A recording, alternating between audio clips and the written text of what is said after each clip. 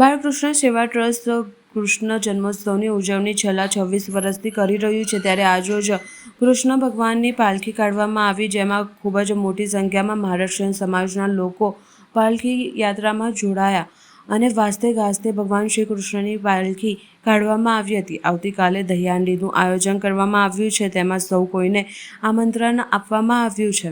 कलियुगમાં જાગૃતિ હોતા એવા કૃષ્ણ ભગવાનનો જન્મ થવા જઈ રહ્યો છે, ત્યારે આજે એનું વિસર્જન નીકળ્યું છે અને ભગવાનને પ્રાર્થના કરીએ કે બધાનું સૌનું કલ્યાણ કરે। બાળકૃષ્ણ સેવા ટ્રસ્ટ